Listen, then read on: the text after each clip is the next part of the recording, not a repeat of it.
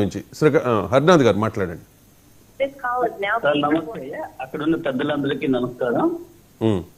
Sir, Krishnanjaneyulu గారు ప్రజాస్వామి పూర్తి అయింటున్నారు 100% అతని మాటలతో కానీ అది అడిగే హక్కు వైసీపీ వాళ్ళకి 1% కూడా లేదండి.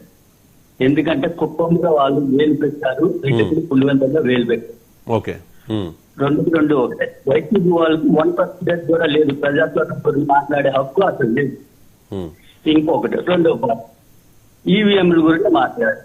ఈవీఎంల గురించి మాట్లాడితే రాహుల్ గాంధీ రేవంత్ గురించి మాట్లాడతారు, మాజీ సీఎం గారు మోడీ గారి గురించి మాట్లాడాలి, లేకపోతే ఎన్నికల కమిషన్ గురించి మాట్లాడాలి. రాహుల్ గాంధీ పోరాటం చేస్తుంటే రాహుల్ గాంధీకి రేవంత్ రెడ్డికి మీరు కడతారు. అసలు వాళ్ళకి ఏమైనా సరే ఎంతైనా సరే జ్ఞానం ఉందని అనుకుంటున్నారా? జనాలు ఏంటి అంత విలువలు అనుకుంటున్నారా? ఈవీఎంల గురించి పోరాడుతున్నా అంటున్నావు, పోరాడిన వాళ్ళని మనం తెలుస్తున్నావు. కుప్పంలో ఎలాగైతే తెలుస్తున్నావో ఇక్కడ పులివెందులో గెలిపిస్తున్నావు. రైట్ హరినాథ్ గారు, నా సజెషన్ ఏంటంటే మీకు దయచేసి ఒకసారి వెనక్కి వెళ్ళండి. కృష్ణాంజనేయులు గారు ఏమన్నారో విన్న తర్వాత మీరు ఇప్పుడు మాట్లాడిన దానికి ఒకసారి చూసుకోండి. మీరు బహుశా తప్పుగా ఆయన చెప్పిన దాన్ని తప్పుగా అర్థం చేసుకుని ఉండొచ్చు. ఒకసారి మళ్ళీ చూడండి. ఒక్క నిమిషం. థ్యాంక్ యూ అండి. రైట్, ఒకసారి మీరు వినండి.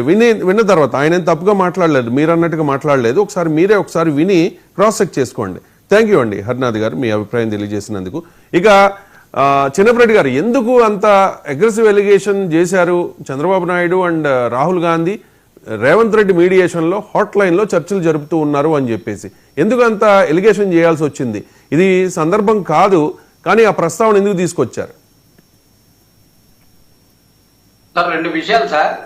ఒకటి, కృష్ణాంజనేయులు గారు మాట్లాడుతూ ఏకగ్రీవాలకు సంబంధించి గతంలో జగన్మోహన్ రెడ్డి గారు ఏకగ్రీవాలు చేపించారు అని చెప్పేసి మాట్లాడారు.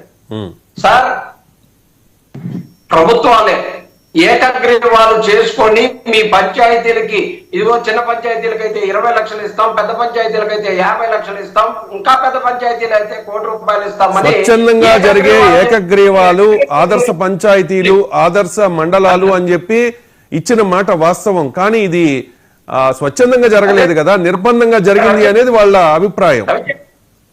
రవిచంద్ర గారు నన్ను మాట్లాడినారు సార్. రైట్, ఎలా దాడి చేసి ఏకగ్రీవాలు చేసుకున్నారో ఒకసారి చూడమనండి. రైట్ అండి. ఏకగ్రీవాలు జరిగిన తీరు గతంలో మనం చూసాం.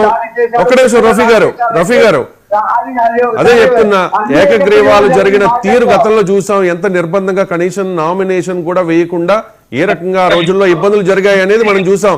దయచేసి ఆ టాపిక్ పక్కన పెట్టి, మనకు పెద్దగా సమయం లేదు. ఒక్క నిమిషం చిన్నపరెడ్డి గారు, నేను చెప్పేది వినండి. పెద్దగా సమయం లేదు. అనవసరంగా మనం మంచి టాపిక్ ని మిస్ అవ్వబోతున్నాం. ఇప్పటిదాకా 4 రోజుల నుంచి ఇదే మాట్లాడుకుంటూ ఉన్నాం.